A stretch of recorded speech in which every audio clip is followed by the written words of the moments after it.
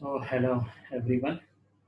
This video is for Physics Class 12 JEE NEET Chapter 1 Charge and Electric Field. This is part 2.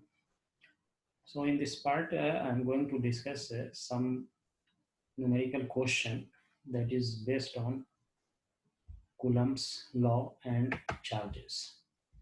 So how charges we can transfer from one body to another body. The whole thing is based on this numerical, and after that I will discuss also Coulomb's law. So this portion in the previous part 1 I have discussed about the different type of charges, like quantization of charge, how can we transfer without touching charge from one body to another body. Here I will see some of the numerical based on the discussion done in part 1. So if you have not seen the part 1, you must go through the part 1. So one question is here. The question is, if 10 to the power 9 electrons move out of a body to other body every second, how much time is required to get a total charge of 1 coulomb on the other body? Means one body is here, another body is here. So we are transferring electrons, 10 to the power 9 electrons per second to this body, on this body, from body A to body B. Per second it is transferring. So now in question it is asked how much time is required to get total charge of 1 coulomb. So on this body, how much time is needed? Time equal to what? For 1 coulomb charge to accumulate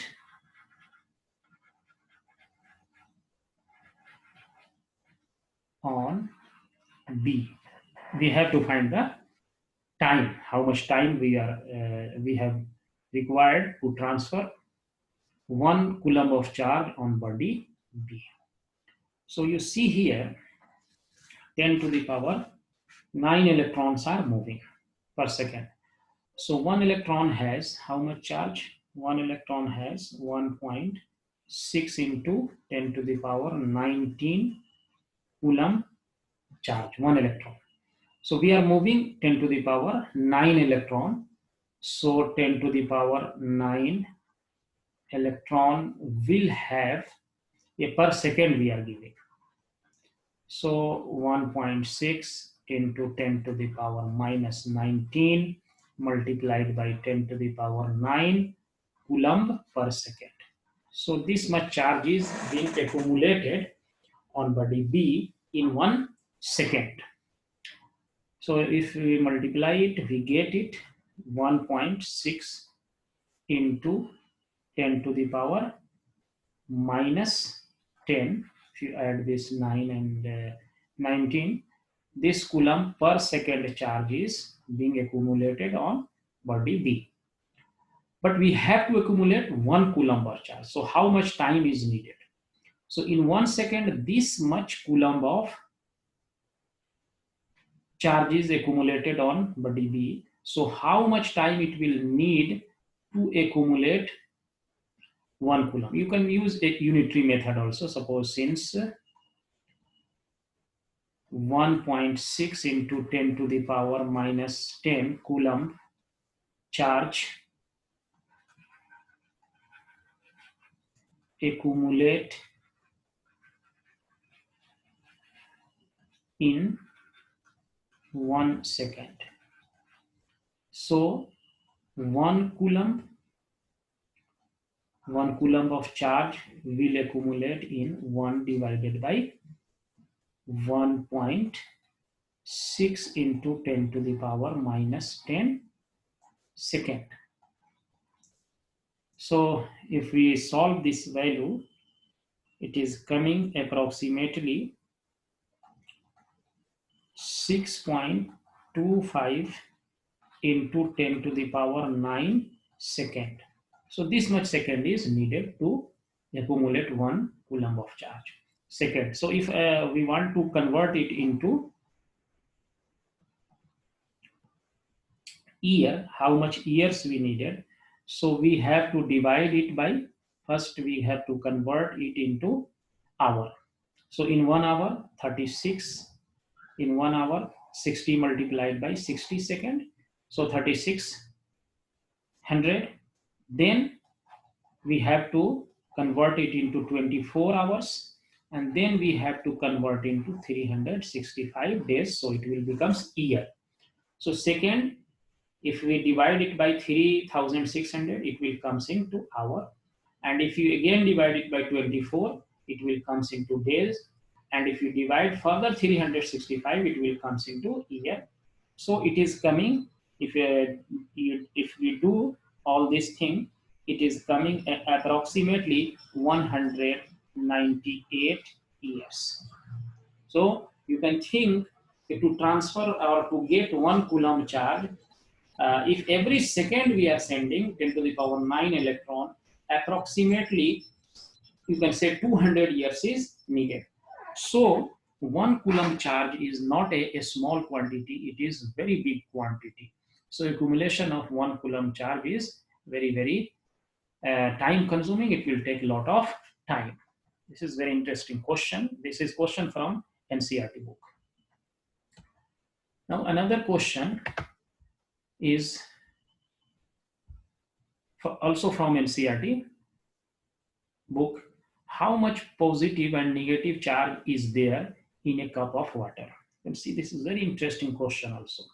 A cup of water you have. Suppose this is a cup and we are filled here a water. This is a cup and water is filled.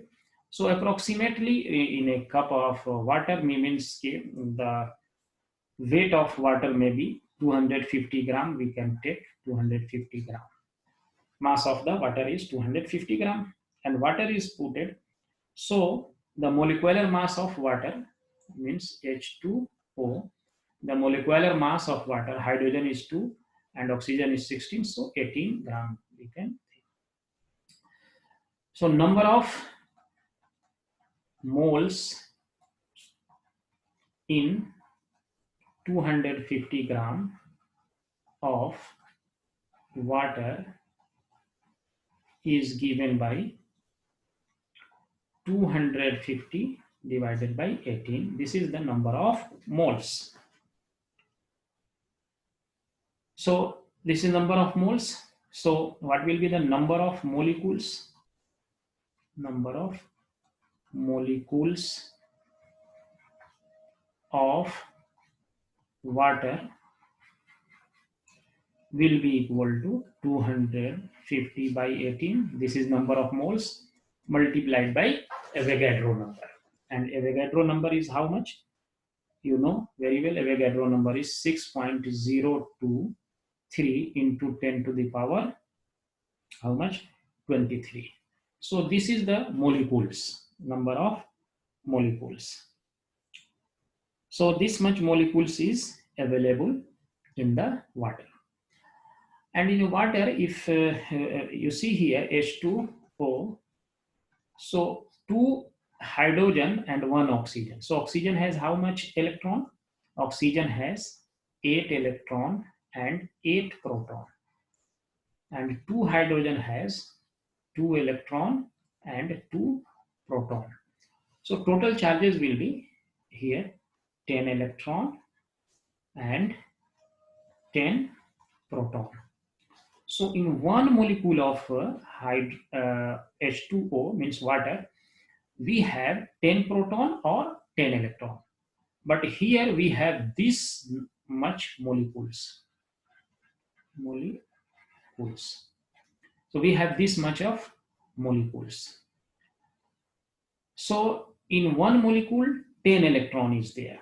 So this much molecule will have how many electrons? So this much molecule will have, just we have to multiply it, 18 into 6.023 into 10 to the power 23 and multiplied by 10 electron. One molecule has One molecule of water has 10 electron or proton. So 10 electron, this much electron will have one molecule of water has 10 electron. So this much molecule we have to multiply it, this much electron. And one electron has how much charges? So one electron has, this is equal to 6.023 into 10 to the power 23 multiplied by 10, and one electron has how much charges? One electron has 1.6 into 10 to the power minus 19 coulomb. So this will be the charge of a 250 gram of water will have this much of charge. So if we do manipulation and calculation, so we get it is about 1.34 into 10 to the power 7 coulomb. So 250 gram of water will have this much of charge. This is the another example. Now I am coming to very important law. That law is called Coulomb's law. After that, I will also go through some numerical example. But before going to that example, we need to understand what is Coulomb's law. This is very important and very fundamental law of this chapter, because this law will be useful for most of the places when we find the force and even electric field when we are going to find the electric field. So here I have just written the definition of the Coulomb's law from the NCERT book. Coulomb's law is a quantitative statement about the force between 2-point charges. Quantitative statement. This is a point charge here placed, suppose at a distance r, point charges q1, q2 placed at a distance. So quantitative analysis of this force is given by Coulomb's law. Coulombs measured the force between 2-point charges and found that it varies inversely as the square of distance between the charges and was directly proportional to the product of magnitude of the two charges and acted along the line joining the two charges. This is the very important point about the Coulomb's law, that this force is acting between the charge q1 and q2 is proportional to the product of magnitude of these charges, q1 and q2.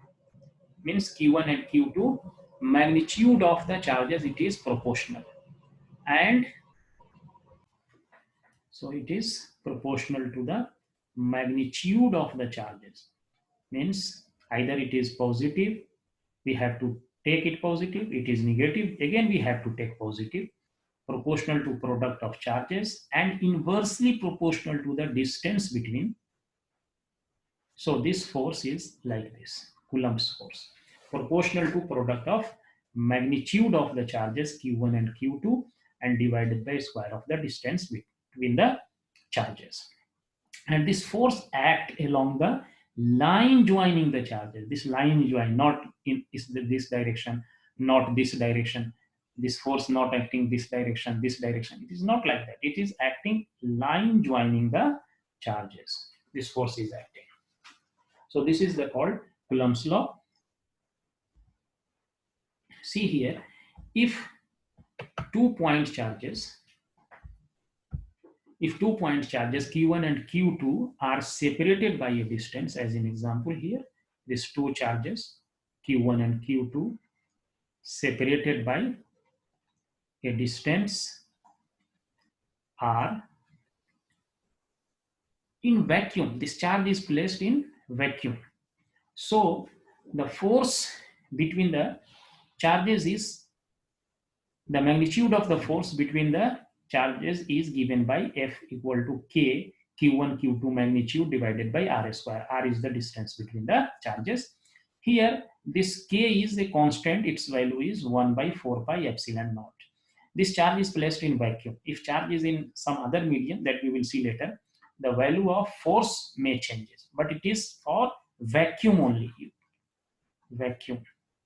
This charge is placed in vacuum. So for vacuum, the value is of K equal to 1 by 4 pi epsilon naught.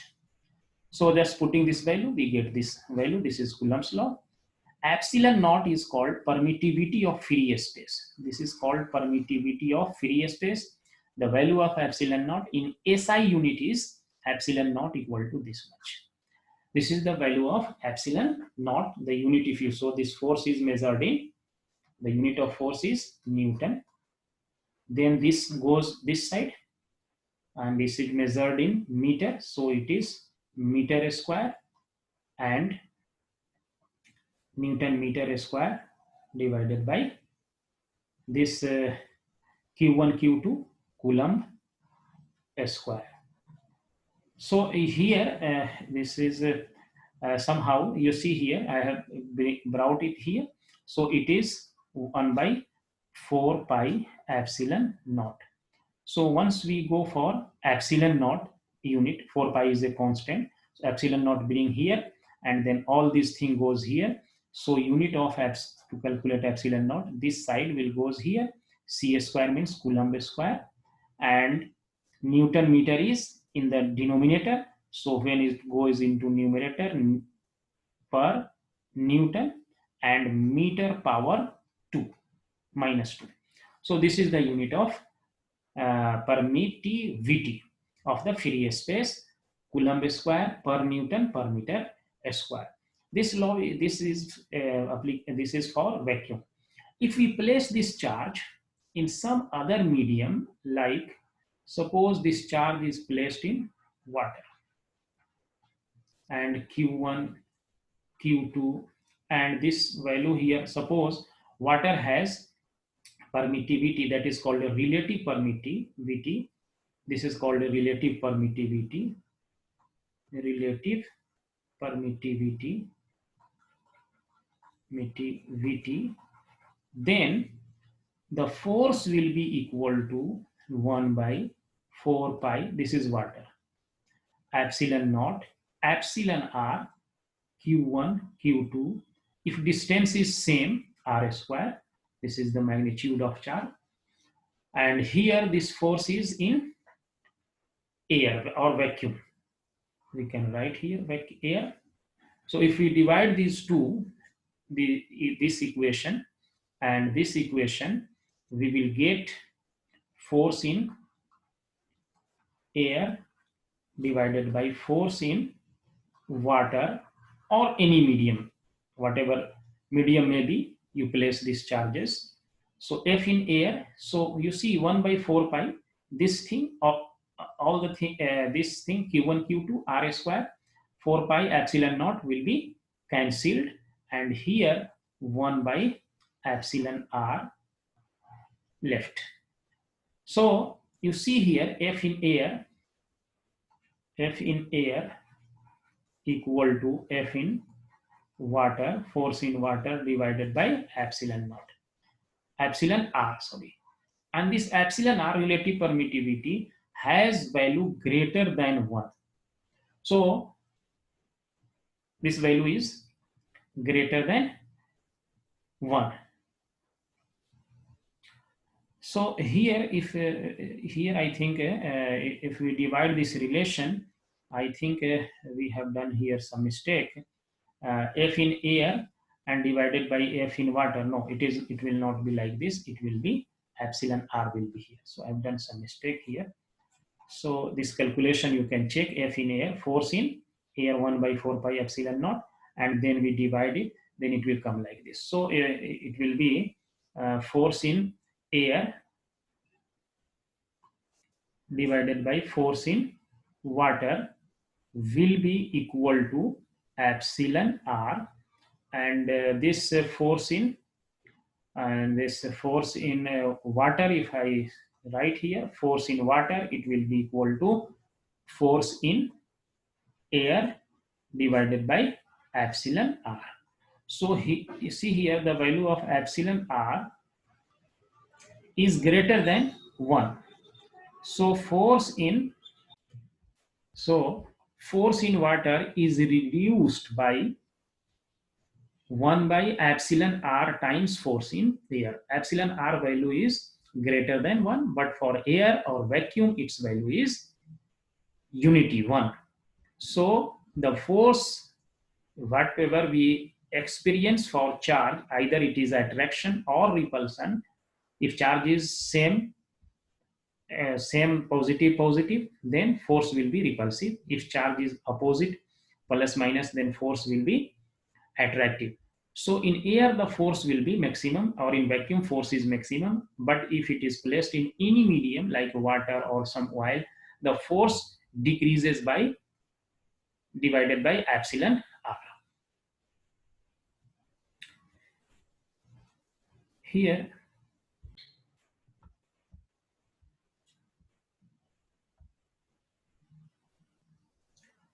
here I am going to explain how Coulomb's law is applied and how we can take the sign convention for the forces. So here two charges, suppose Q1 and Q2, are placed at a position vector. Q2 is placed having position vector R2 and Q1 is placed at a position vector R1. So suppose if these two charges are positive, then the force will be repulsive nature. So this force F12 is the force on charge 1 due to charge 2. 2 means Q2. Force on charge Q1 due to charge Q2. So this force is applied on 1 due to the charge 2. In similar way, F21 is force on charge 2 due to charge 1. Means charge 1 is this charge 1, the direction is given here F21 and this is given as F12.